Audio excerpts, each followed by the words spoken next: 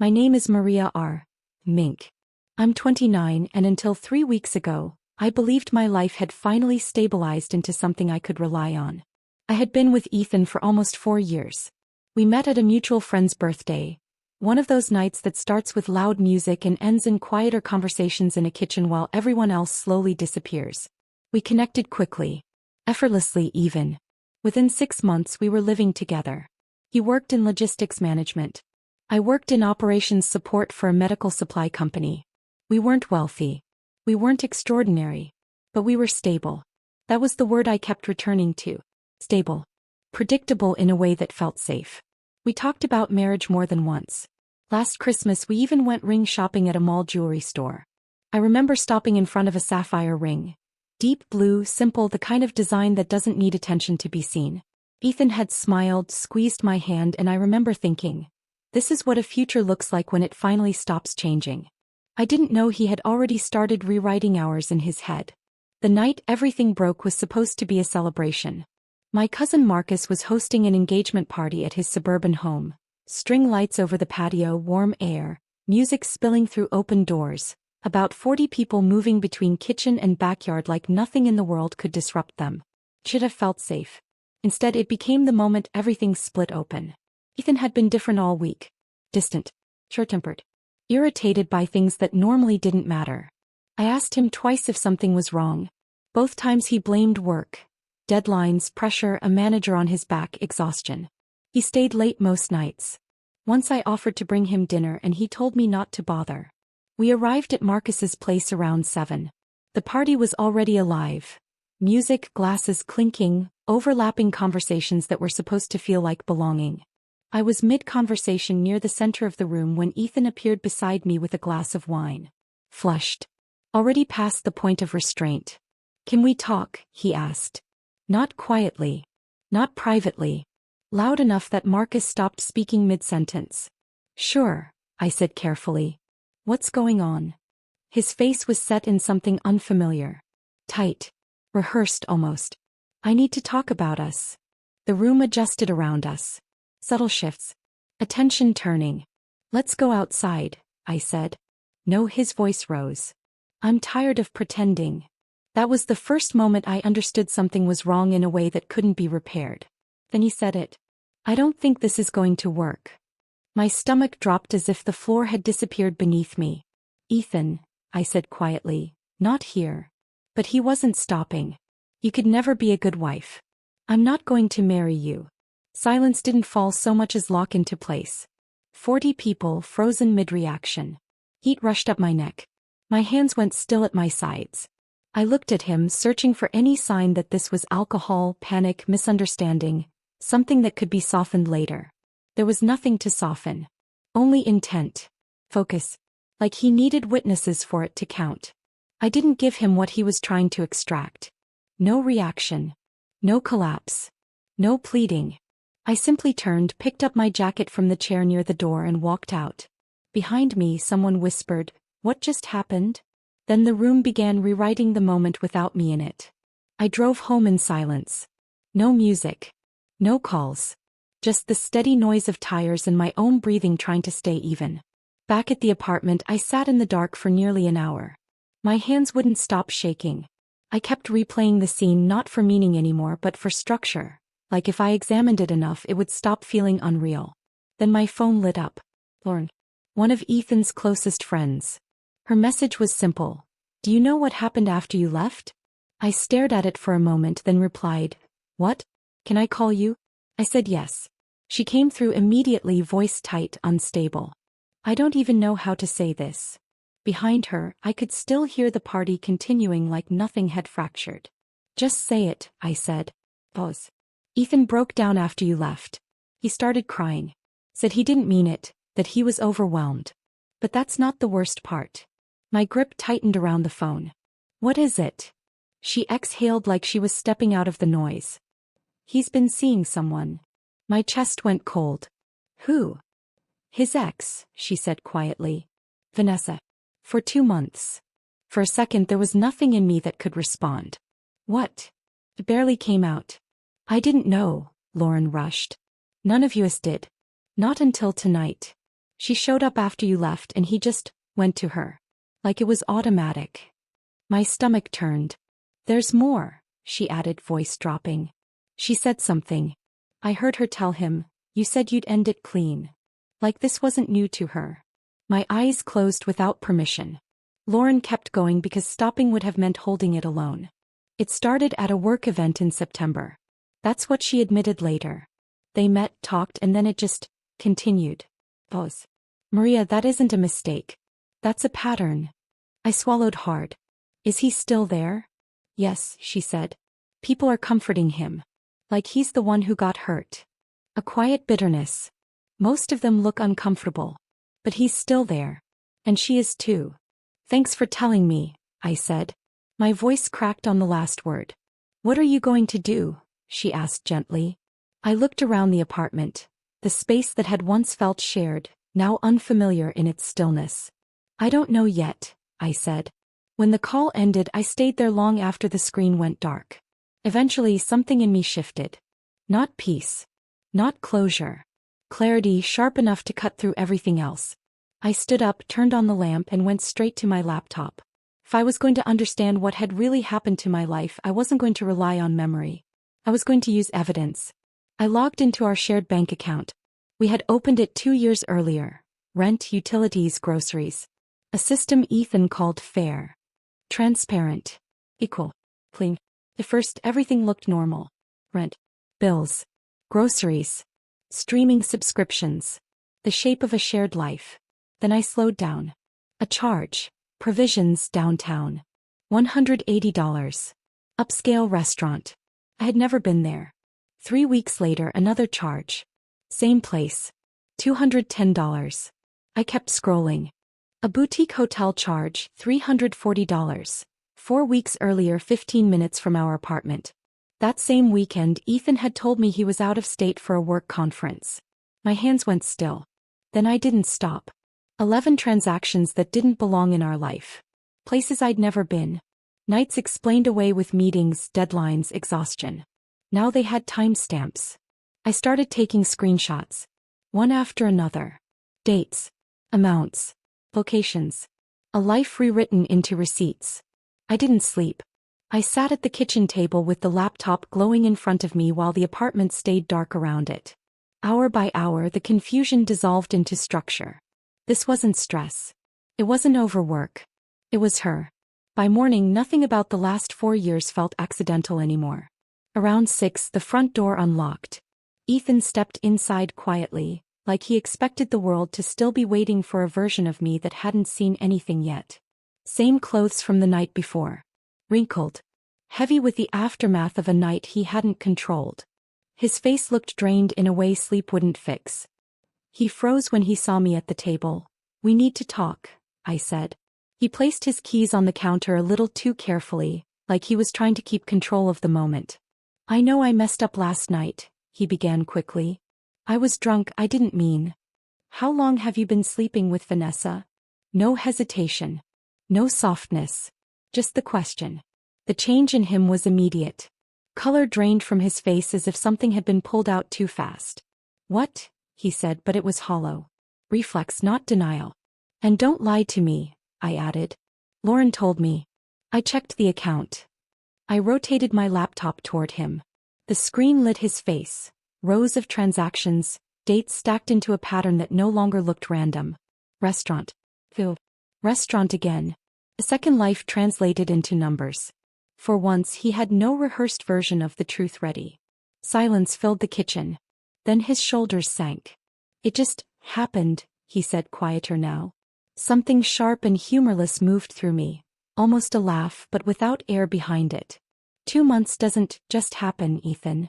That's a decision you keep making.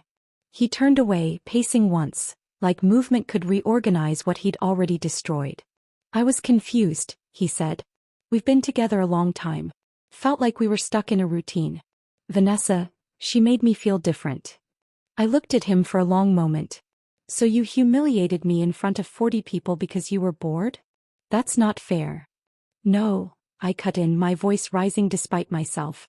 What's not fair is I spent 4 years building a life with someone who was building another one at the same time. What's not fair is I thought we were planning a future while you were booking hotel rooms and using our shared account like it meant nothing. That stopped him. Not completely, but enough. He flinched. I'm sorry, he said quickly, voice cracking. I made a mistake. We can fix this. We can talk through it. I studied him. Really looked. Then I shook my head. There's nothing to fix. His expression tightened. Maria. I want you out by the end of the week. A blink. Like the sentence hadn't translated. This is my apartment too. No, I said calmly. It isn't. The lease is in my name. You moved in after. You know that. Something in his face shifted, confusion giving way to disbelief. You're really doing this? You ended us in a room full of people, I said. I'm just organizing what's left. For a second it looked like he might push harder. Argue. Rewrite it again. Instead he turned and walked out. The bedroom door slammed. And then came the silence. Not clean. Not peaceful. Just heavy. Through the wall, faintly, I heard him break, quiet, uneven sounds he clearly thought I wouldn't hear. I stayed at the table, the laptop still glowing, and realized something that landed without emotion. I didn't feel guilty. Only decided. 4 days later he moved out. By then nothing dramatic remained. No shouting matches. No final speeches. No last-minute reversal that changed the shape of anything. Just boxes. Tape. Avoided eye contact. A relationship reduced to logistics. At one point he tried to take things that weren't his. A coffee table, a bookshelf I'd owned before him, even the blender. For a moment it was almost absurd. But I wasn't in the mood for absurdity anymore. I pulled up receipts. Purchase confirmations. Bank records. And one by one he stopped talking. After that, everything became transactional. I'm taking the dishes. Those were a gift from my mother. Pause. Fine. The lamp stayed. Everything else became negotiable. Stopped feeling like a breakup at some point and started feeling like an inventory being corrected in real time. On Saturday morning, his parents arrived with a rented U-Haul. His father barely acknowledged me.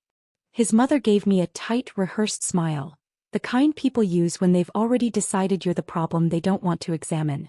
I didn't explain anything. I didn't try to be understood. Understanding requires willingness on both sides. He carried the last box out just before noon. At the door he paused for a fraction of a second, like something inside him almost reached for words. It didn't. He just looked tired. Not reflective. Not apologetic. Just empty in a way that no longer belonged to me. Then he left. The silence afterward wasn't comforting. It was absolute. The apartment felt different, like it had stopped bracing for impact. I stood in the middle of it and listened. Not for memories. Not for emotion. Just for the absence. And for the first time the absence didn't hurt. It clarified. 2 days later Vanessa sent a message. 5 paragraphs. Carefully structured. Polite in the way people are when they are trying to protect their image from consequences. She said she never intended for things to escalate. That she respected my relationship with Ethan. That she hoped this wouldn't affect her position in Marcus's circle. At one point she wrote, I take full responsibility. It read less like accountability and more like damage control. I didn't respond. I deleted the message, blocked her number, and didn't look back. Marcus called 2 days after that. I heard what happened, he said. His tone was different. Less casual, more grounded. Vanessa gave me her version. I wanted yours. So I told him. Everything. No summary. No smoothing. The party. The humiliation. Warren's call. The bank records. The hotel charges. The timeline I only understood once it stopped being emotional and started being evidence. He didn't interrupt once. When I finished, the silence on his end stretched. Then he exhaled. Maria, I'm sorry. I didn't realize it was that bad. I don't think anyone did, I said. No, he replied. And I'm not excusing it. What they did is not defensible. That mattered more than I expected it to. Not comfort. Just accuracy. He added, Jennifer already removed Vanessa from the wedding party. And Ethan isn't coming to the reception. I tried to keep it from becoming worse than it already is, but that's where it stands. It should have felt like resolution. It didn't. There is no equivalent punishment that rewrites betrayal into something balanced. 2 weeks later, Ethan messaged me on Instagram. The text was long, unstable, emotional in the way regret becomes when it no longer has anywhere useful to go. He said he'd made the biggest mistake of his life. That he finally understood what we had. That Vanessa wasn't who he thought she was. That I was the one he should have chosen. That word, chosen, landed differently than he probably intended. As if I had ever been an option he was carefully weighing. As if love were a shortlist and I was just the one he decided he could afford to lose. I didn't even finish the message. I blocked him. Instagram. Facebook. That should have been the end of it. It wasn't. A few days later, Tyler called. His tone already told me I wasn't going to like what came next. You want the real reason he's suddenly trying to come back? He asked. For a second I considered refusing. Say it, I said instead. He didn't waste time. Vanessa was seeing someone else the whole time. I stayed quiet. Yeah, he continued. A guy from her office. Grant. Ethan found out because he went through her phone. A pause, like he was deciding how honest to be. When he confronted her, she told him it was never what he thought. Said he was just something on the side. Temporary. Fun. Grant was the real relationship. I leaned back against the counter without really noticing I'd moved. Tyler's voice dropped further. He lost it. Big fight. She ended it with him right there. And now he's trying to come back to you like none of it happened. Of course he was. Not when he humiliated me. Not when I asked him to stop lying. Not even when I shut the door on him. Only now, when the version of reality he chose collapsed and he realized he'd been disposable to the person he replaced me with. I see, I said and ended the call. Then I stood there, phone still in my hand, letting the information settle into place. It wasn't anger that showed up. It wasn't even satisfaction. Just something flatter. Clearer. He didn't miss me. He missed being someone who mattered in someone else's story. And once I saw that, there wasn't anything left to decode. The details didn't stop there, of course. They never do. Through mutual friends, the rest of it trickled in. Fragmented, repeated, reshaped until it became something people could talk about without flinching. Vanessa hadn't been torn. Not really. According to Tyler, she made it plain once everything surfaced. Ethan had overread the entire thing from the beginning. It was never a romance in the way he'd framed it in his head. Convenient. Light. Replaceable. Grant was the relationship. Ethan was the detour. And that, in its own way, was almost worse than betrayal. Because it matched him too closely. He had done the same to me. He'd mistaken consistency for permanence. Mistaken care for obligation. Mistaken my presence for something that didn't require respect to sustain. Tyler also told me his work had started slipping. Late arrivals, missed deadlines, basic errors he used to catch without thinking. Eventually, patience ran out. He was let go.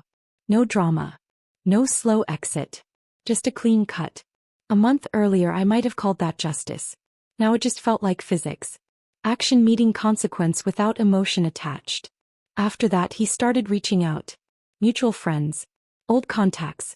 Anyone who might still respond out of habit. Most didn't. Some told him directly they weren't getting involved. Others just stopped replying. The version of him that had stood in Marcus's kitchen and spoken about me like I was optional had become something people didn't want to be associated with twice. My life didn't become dramatic in the opposite direction. It just got quieter. Not healed. Not rewritten. Quieter. 3 weeks after that night I still found it strange how short the timeline was. 3 weeks should not be enough to reshape anything meaningful. And yet it had reshaped me anyway. The apartment became mine again. Not ours.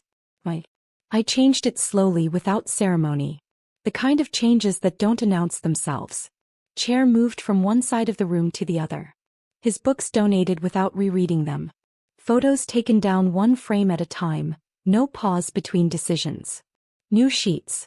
New towels. A different candle, cedar and orange peel instead of the one he used to complain about. I lit it in the evenings without thinking too much about what it meant. Just letting the scent mark the space as something new. In the mornings I started going to the gym before work. At first it was just necessity. I was waking up at 5:30 anyway and sleep wasn't negotiating anymore. So I moved instead of lying there with it. But after a few days it stopped feeling incidental. It became structure. A small, repeatable proof that I still had control over my own body when everything else had felt temporarily negotiable. I started reading again too. Properly reading. Not skimming through screens or half listening while doing something else. Long books. Essays. Things that required me to stay in one place mentally for longer than a thought. At night I cooked simple meals and let music fill the apartment while I cleaned up after myself. No rituals, no symbolism, just repetition that made the space feel lived in by me again. Marcus stayed in my life through all of it. That surprised me more than anything. His wedding is in 2 months. I'm still invited. Jennifer made that clear herself over coffee one afternoon, like it wasn't even a question. She said if anything what happened made her more certain about having me there, not less. Ethan won't be attending. Marcus drew that line early. There was some pressure to keep things smooth, the usual family math that tries to balance discomfort against appearances, but Jennifer shut it down quickly. Cleanly. Without apology. I respected that more than I expected to. As for Ethan and Vanessa, whatever they thought they were building didn't survive the exposure. According to Tyler, he went to her place once afterward. She didn't open the door. A neighbor threatened to call the police if he stayed. That was the end of it. The kind of ending that doesn't need ceremony because neither person is willing to keep performing. Last I heard, Ethan was back with his parents outside the city. Unemployed. In his childhood room. Back in a life he used to act like he'd escaped. Rachel told me he posts sometimes. Vague quotes, carefully phrased regret, lines about betrayal and lessons and being misunderstood. I don't see them. He's blocked everywhere that matters. But apparently the audience still exists in fragments, just not the one he wanted. Rachel still checks in. She feels responsible in a way I've already stopped assigning meaning to. I told her the truth. There was nothing she missed. He was just good at hiding what he didn't want seen. People sometimes ask if I'm dating. I'm not. Not because I'm closed off. Not because I'm bitter. Neither fits. If anything, what I feel most often is relief. Relief that it ended before marriage. Before shared assets. Before anything legal could turn distance into paperwork. Relief that the story broke while it was still reversible. And occasionally I think back to Marcus's party. The silence. The stares. The moment he told me I would never be a good wife. It used to feel like an ending. Now it feels like something simpler. The moment I stopped participating in a version of my life that was already collapsing without my consent. I didn't confront Vanessa. There was no point. People who treat relationships like temporary arrangements don't suddenly develop insight because you explain consequences to them. And Ethan never gave me an apology either. Not really. Just messages that arrived after his certainty collapsed. Once regret became inconvenient. That isn't accountability. It's aftermath. People also ask about the ring I almost bought. The sapphire one. I think about it sometimes, but not with loss. With distance. Because I didn't buy it. I didn't propose. I didn't bind my future to someone who only valued it while it was still convenient. I walked away with my dignity intact. And in the end, that was the only thing that never required negotiation.